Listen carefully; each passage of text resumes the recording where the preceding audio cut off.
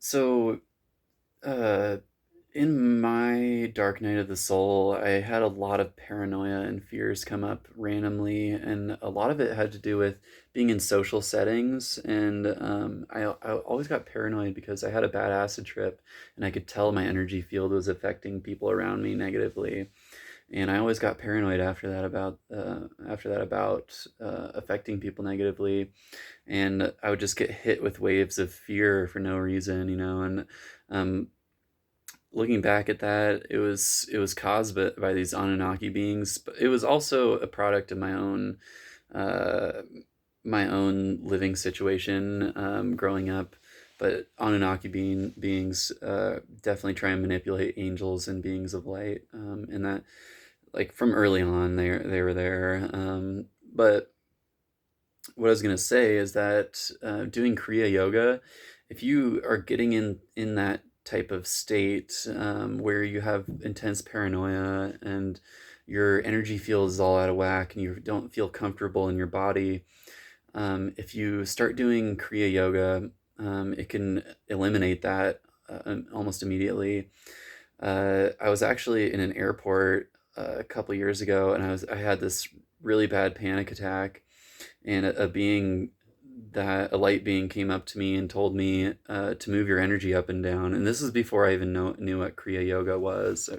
And yeah, they could tell that I was in a panic attack, and they came up to me and said, "Move your energy up and down," and then they just walked away. And I was like, "Okay, thanks." But yeah, you do that, and it balances out your energy. It balances your chakras, and it really takes you down to and grounds you. And if you can uh, keep doing that, if you sustain Kriya Yoga with love too, if you feel the inside of your spine starting from the base of your head. I was actually, when I first started doing it, I was going into my head and out of my head, which I don't recommend, because you want to take the energy away from your brain and make it calm. Keep the energy in your throat and below, and yeah, and it'll keep you more calm. And but yeah, balancing, like when you go up to meet the stem of your brain, it will send that balancing energy into your brain just a tad, and then it will, once you go back down, it'll draw out the impurities out of your brain. And yeah, Yogananda says it purifies your blood, and actually purifies your physical vessel. It's not just your light bodies at all. It's your physical vessel that becomes purified. But yeah, if you're in panic mode, then just go to Kriya. Or if you have pain in your body too, like I had experienced like pain, as far as like that pressure that I used to talk about. If I could do enough Kriya, it would go away. And like you can do stuff like you can do it when you're driving too, or yeah, just when you're feeling out of whack, you just keep doing Kriya. And I like to call it squeegee, or my guides and me call it squeegeeing. Or like if you have a squeegee, and you're like cleaning off the uh, like a glass thing. That's kind of what I feel like. It's just like squeegeeing up and down. My guys will say, "Go squeegee for 30 minutes," and that's what I'll do. And yeah, it balances everything, and it also removes thought pattern loops, and it'll trigger those too when they come up. But if you can keep persevering and ignoring those by being present and loving, going back to the love of the sensation in your spine, and keep purifying yourself like that.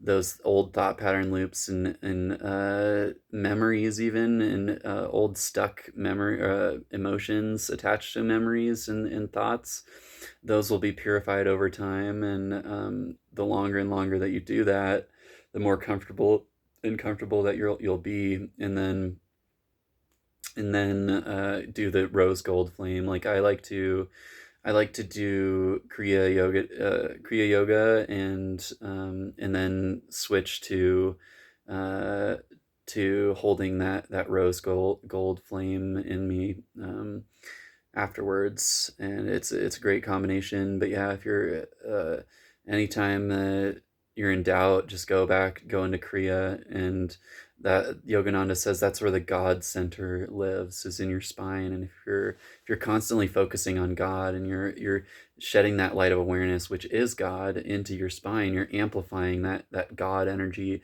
inside of your vessel and inside of your light bodies, and you purify your subconscious and stuff. And it's such a good idea to do Kriya for like 30 minutes before bedtime, because you can purify your subconscious and go to sleep in a really pure state, and have really, really good dreams and start astral traveling more.